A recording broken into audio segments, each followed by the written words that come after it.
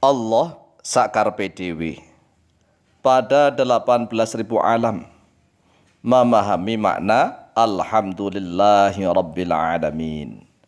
Saudaraku kaum muslimin wal muslimat rahimakumullah, ayo mari kita niat mengkaji tafsir surat Al-Fatihah, khususnya di dalam ayat yang kedua, yaitu Alhamdulillahi Rabbil Alamin.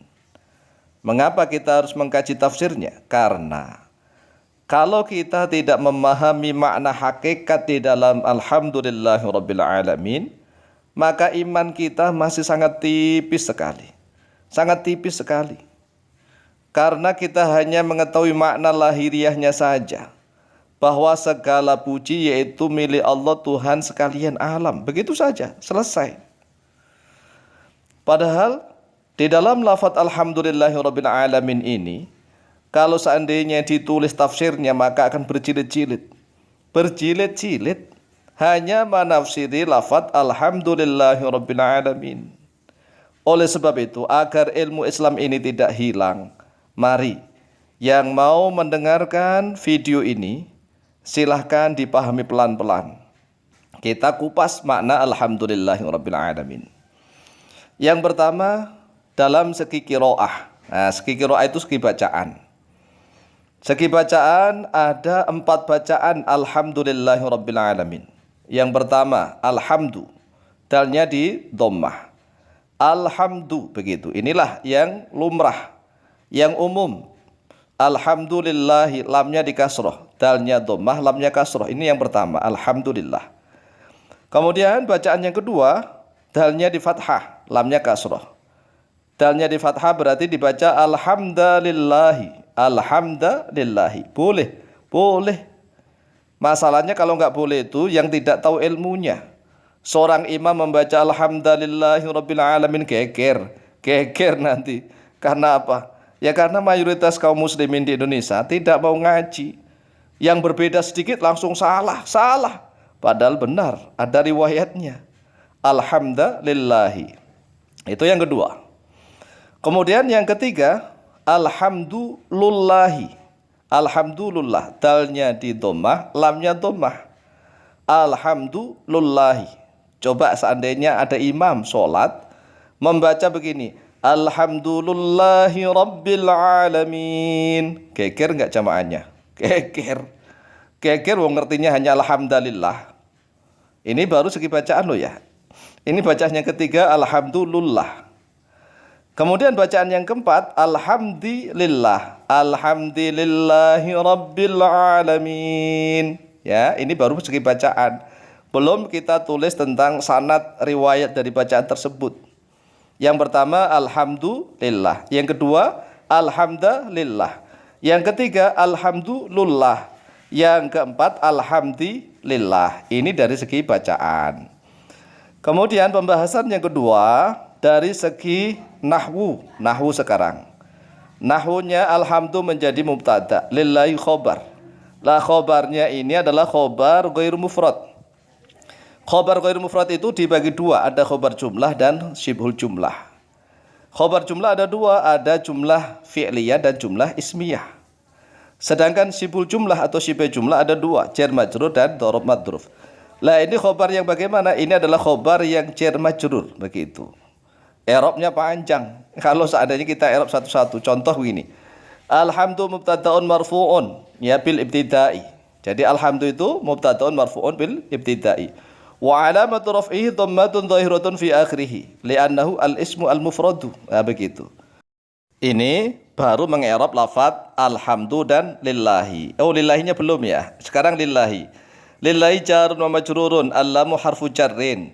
Allahi lafdul jalali lati majrurun bil lami wa alamatu jarrihi kasratun dhahiratun fi akhirih li'annahu al ismul mufradu. Kemudian al jar wal majruru fi mahalli raf'in menjadi khobar mubtada. Khobar mubtada'nya alhamdu. Ini baru ngi'rab sampai alhamdu dan lillahi. Coba kita bayangkan, ya. Makanya ngaji, jangan sampai putus asa. Kalau merasa sulit sedikit, putus asa, kemudian nanti ngajinya terjemah atau bahkan tidak mau ngaji. Akhirnya menggunakan akalnya, nafsunya untuk memahami agama. Jadi agama Islam di akhir zaman itu tidak dipahami dengan ilmu, tetapi dengan nafsu masing-masing. Inna lillahi wa inna ilaihi raji'un. Kemudian sekarang pembahasan yang ketiga, segi makna. Nah tadi kan segi qiraah, bacaan, sudah. Segi nahwu sudah. Sekarang segi makna sekarang. Maknanya alhamdulillahi. Alhamdu, alif lamnya itu, alif lam itu li istighraqi jami'i ajnasil hamdi. Li istighraqi jami'i ajnasil hamdi, untuk mencakup seluruh jenis pujian. Karena alnya adalah li istighraqil jinsi. Jadi segala puji gitu.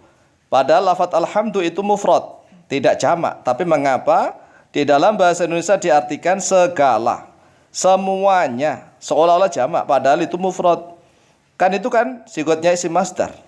Dari hamida yahmadu hamdan. Hamdan. Hamdun hamdan. Kemudian dikasih alif dan lam menjadi alhamdu. Hamdunnya ditanwin karena tanpa al. Kalau dimasuki al maka nggak boleh ditanwin. Alhamdu. Karena al sama tanwin itu bermusuhan. Jadi kalau ada isim sudah dimasuki oleh al di depannya, maka nggak boleh ditanwin. Nggak boleh dibaca alhamdun, nggak boleh. Ya, itu rumus. Jadi alif lamnya ini li istighraqil jinsi, maknanya li istighraqi jami'i ajnasil hamdi. Segala pujian lillahi, yaitu tetap milik Allah. Jadi segala puji. Lah makna secara hakikat sekarang. Kalau kita sudah memahami bahwa segala puji itu hanya milik Allah, maka kita tidak boleh merebut pujian itu dari Allah. Tidak boleh kita merebut pujian itu. Maksudnya bagaimana? Begini loh. Kalau kita sudah menyatakan bahwa segala pujiannya milik Allah, maka kita kalau dipuji oleh siapapun, kita tidak boleh bangga. Kita tidak boleh senang gembira, langsung kepalanya besar. Wah, berarti itu merebut miliknya Allah. Karena apa? Segala pujiannya milik Allah. Oleh sebab itu manusia tidak boleh senang, tidak boleh bangga kalau dipuji orang.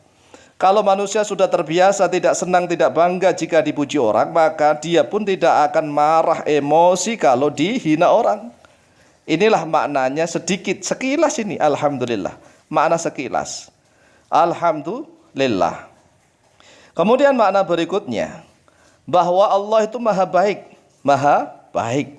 Mengapa? Karena kan Allah mendapatkan segala puji. Adakah pujian itu yang jelek? Tidak ada.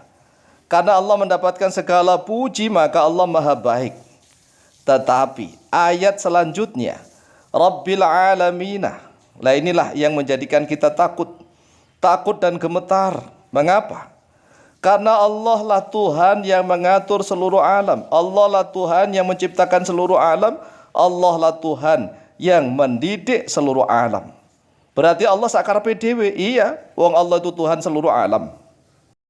Sedangkan jumlah alam menurut jumhur ulama, mayoritas ulama, kurang lebih ada 18.000 alam. Coba bayangkan, 18.000 alam. Kita tahu alam berapa? Berapa alam yang sudah kita ketahui? Oleh sebab itulah mari kita mengkaji ilmu-ilmunya Allah. Jadi sekali lagi, karena Allah itu Tuhan seluruh alam, maka Allah berhak menciptakan alam-alam yang lain. Allah berhak tidak menciptakan. Allah berhak menjadikan seluruh manusia baik. Allah berhak menjadikan seluruh manusia buruk. Pokoknya Allah sakarepe dhewe.